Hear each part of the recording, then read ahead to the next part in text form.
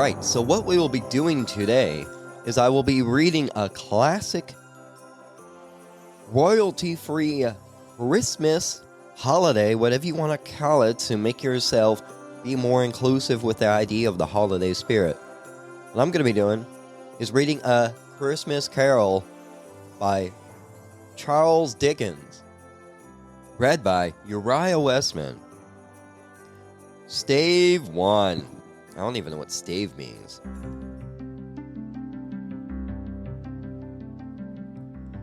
I have endeavored in this ghostly little book to raise the ghost of an idea, which shall not put my readers out of humor with themselves. Okay, well, first of all, I can't read out loud, so this was a horrible idea from the get-go, and I'm not even sponsored by Geico. So, I have endeavored in this ghostly little book to raise the ghost of an idea, which shall not put my readers out of humor with themselves. We got Uriah Westman to put the readers of humor with themselves. With the season or with me, with Uriah, may it haunt their houses pleasantly, and no one wish to lay it. So already I'm lost. Like, you want a pleasant haunt? That sounds a little boring. Ooh, I want you to open up my cupboards, but don't you dare move one of my plates. That won't be pleasant when I need to plate the food for Christmas. Ridiculous. Charles Dickens, what a dick. Stave 1. Marley's Ghost. Marley was dead, to begin with. There is no doubt whatever about that. The register of his burial was signed by the clergyman, the clerk, the undertaker, and the chief mourner. That's what you want, guys. Is if you die, you don't just want your family mourning you. You want a chief mourner.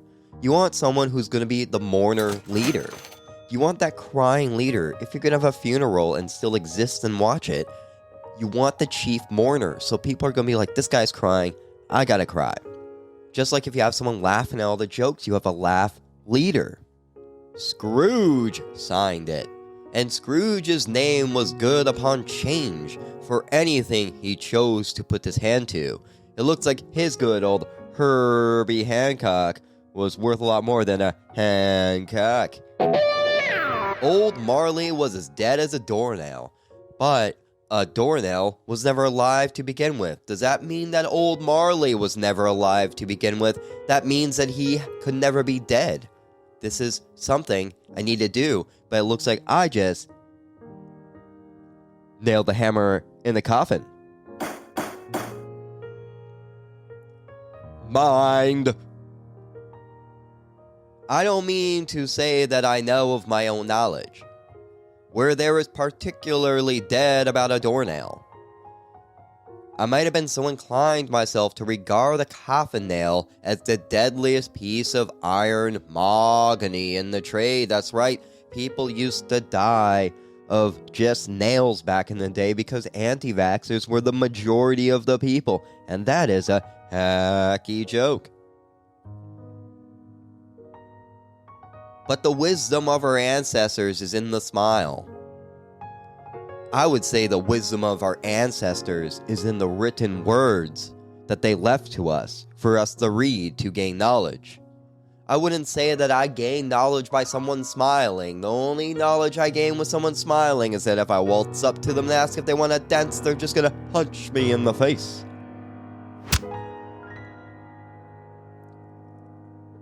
But the wisdom of our ancestors is in a smile, and my unhallowed hand shall not disturb it, or the country's done for.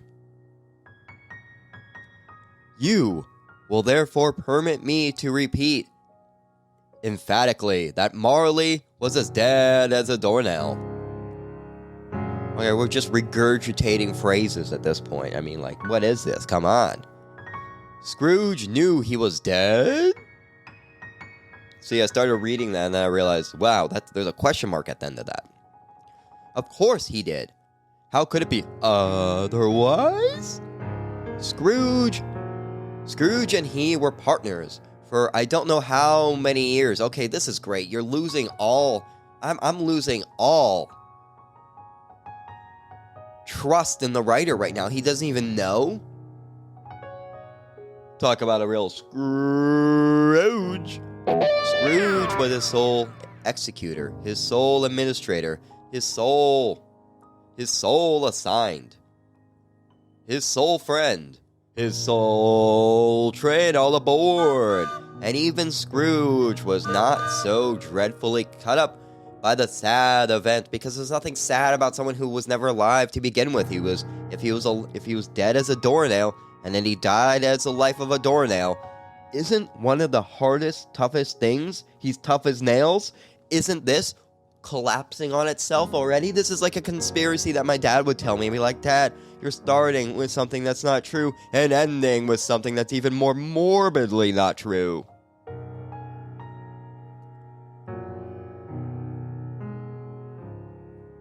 The mention of Marley's funeral brings me back to the point I started from. Birth. There is no doubt that Marley was dead. This must be distinctly understood, or nothing wonderful can come from the story I am going to relate. If we were not perfectly convinced that Hamlet's father died before the play began, well, I mean, like, isn't that a good thing? I mean, like, dying before the play began, wouldn't that be worse to die after the play? You have to sit through that, the last moments of his life he spent watching a play.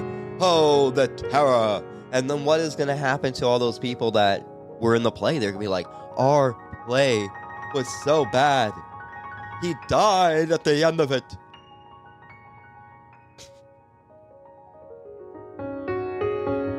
I'm also thinking I'm confusing this story with a Christmas Carol where well, wait, is this? Well, I don't actually know anymore. Here we go.